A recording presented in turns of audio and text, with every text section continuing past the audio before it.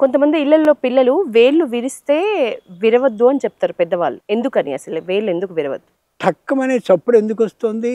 ఈ ఎముక ఆ ఎముక ఒకదాన్ని ఒకటి రాసుకున్నప్పుడు వస్తుంది చప్పుడు. ఇలా వేళ్ళు టాప్ అని విరవడం, మెడని ఇలా తిప్పడం, అలా తిప్పడం, ఇదో వ్యాధి. దాన్ని మన పిల్లాడికి నేర్పుతాడు వాడు.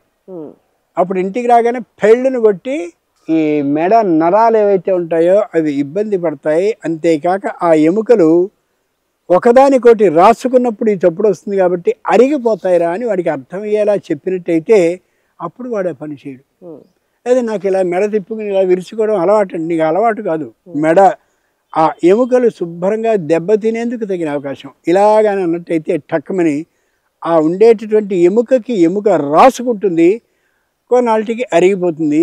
అరిగిపోయినటువంటి దాన్ని మళ్ళీ మనం సరిచేయడం అనేది కష్టం అవుతుంది. ఆ తర్వాత వేలు ఇటు నుంచి ఇలా మడగదు, అంటే వంగే విధానం ఉండదు, అలా వేలాడుతూ ఉంటుంది అంతే.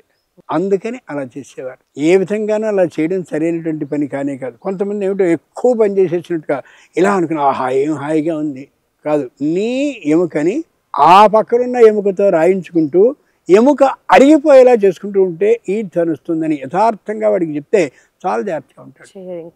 కొంతమంది మోకాళ్ళతో నడుస్తున్నప్పుడు టాక్ టాక్ టాక్ టాక్ చప్పుడు, ఏయ్ తాత ఇస్తున్నాడు రోయ్, మోకాళ్ళ చప్పుడు వినిపిస్తోంది. మోకాళ్ళ చప్పుడు వినిపించడం కాదు, మోకాళ్ళ రెండు ఉండేటటువంటి ఆ ఎముకలు ఒకదానికొకటి అరిగిపోయేటటువంటి స్థాయిలో ఇదిగో వస్తుందని జాగ్రత్తగా ఉండాలి. విరవద్దు, అసలు ఆరోగ్యానికి సంబంధించి. అయితే వాళ్ళు మానుకోవాలని పెద్దవాళ్ళు ఇట్లా చెప్తారు. ఏ వయసు వాళ్ళు ఎలా చెప్తే వాళ్ళకి అర్థమై వాళ్ళు మానుకుంటారో గమనించి చెప్పగలిగిన చాతుర్యం నేర్పడతాను వాళ్ళకి.